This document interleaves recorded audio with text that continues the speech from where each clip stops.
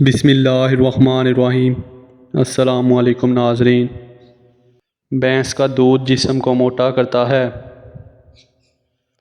گائے کا دودھ پیو، جوانی لوٹ آئے گی۔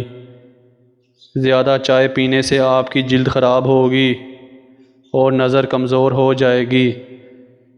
دن میں صرف 2 کھیرے کھا لینے سے موٹاپا تیزی سے بھاگ جاتا ہے۔ آم کھانے کے بعد اس کو ہضم کرنے کے لیے کچی لسی یعنی کچھ دودھ میں زیادہ سارا پانی ڈال کر پی لینے سے آم ہضم ہو جاتا ہے۔ جمعہ شریف والے دن آنکھوں میں سرما ڈالنے سے نظر تیز ہو جاتی ہے۔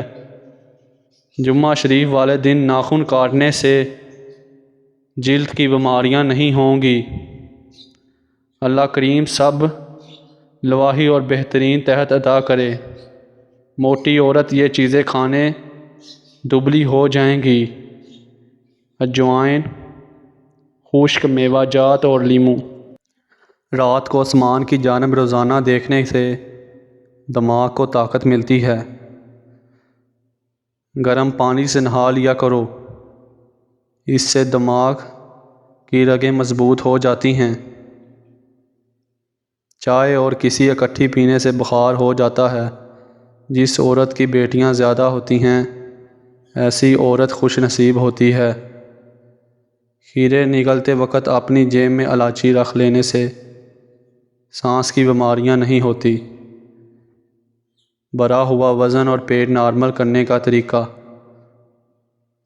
لیموں کا عرق حسب ضرورت اور کلونجی 50 گرام۔ کسی شیشے کی پیالی میں کلونجی رکھ کر اتنا عرق ڈالیں کہ کلونجی عرق میں ڈوب جائے، پھر اس کو ڈانپ دیں۔